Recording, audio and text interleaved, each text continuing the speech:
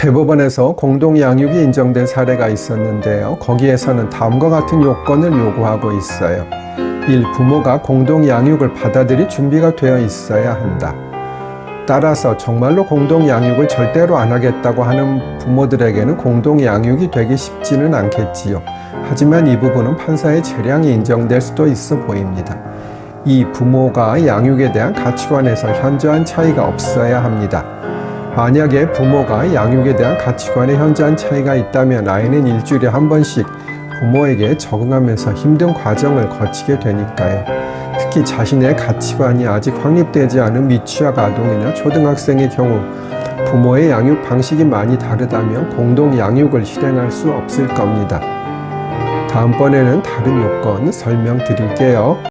전의 쇼츠에서 이어집니다. 공동 양육이 인정될 수 있는 세 번째 요건입니다. 3. 부모가 서로 가까운 곳에 살고 있고 양육 환경이 비슷하여 자녀에게 경제적, 시간적 손실이 적고 환경 적응에 문제가 없어야겠지요. 이것은 당연한 요건이겠습니다. 부모가 사는 곳이 멀다면 애당초 공동 양육이 부적절한 것은 너무나 당연하겠지요. 물론 자녀의 나이나 건강 상태에 따라 다르겠지만 적어도 1시간 정도 이내의 거리여야 하지 않을까 생각이 듭니다. 그리고 양육 환경이 너무 다른 것도 자녀에게는 부정적인 영향이 있겠지요. 4. 자녀가 공동 양육의 상황을 받아들일 이성적, 정서적 대응 능력을 갖추어야 하겠지요. 그런데 사실 이런 조건을 다 갖춘 경우가 많지는 않을 것 같긴 합니다. 아동보호 사건이란 아동학대 범죄에서 아동들과의 관계나 평소 교육 방식 등을 전반적으로 판단했을 때 처벌보다는 행위 개선하는 것이 적절하다고 판단되는 경우에 아동보호 처분을 내리기 위한 절차를 진행하는 것입니다. 범죄를 저지르면 형사처벌을 받는 것이 원칙인데 형사 절차에 의하지 않고 더 부드럽고 약한 보호 처분이라는 것을 받게 되는 것을 말해요. 몇 가지 예를 들면 1. 훈육 목적 등 아동학대에 참작할 만한 동기가 있는 경우 2. 행위의 강도나 결과가 경미한 경우 3. 행위자와 피해 아동의 관계가 우호적인 경우 4. 행위자의 평소 성행이 바르고 개선 가능성이 높은 경우 5. 피해 아동이나 학부모가 처벌을 원하지 않는 경우 등의 아동보호 사건으로 처리될 수 있습니다.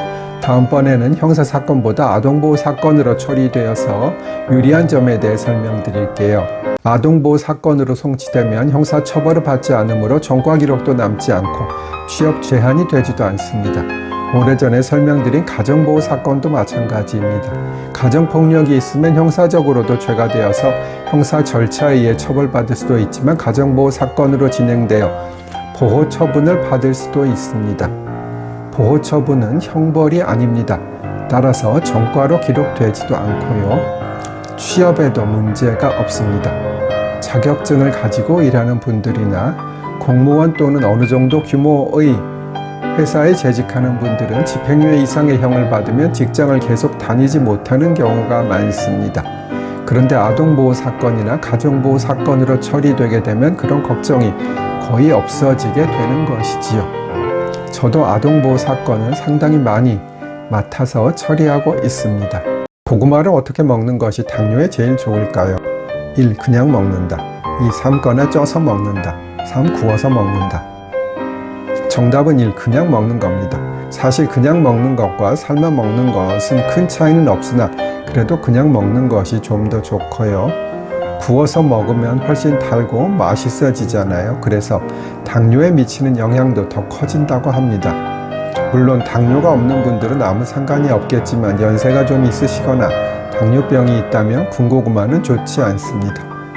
이 세상에서 맛있는 것은 보통 몸에 안 좋은 것 같긴 해요.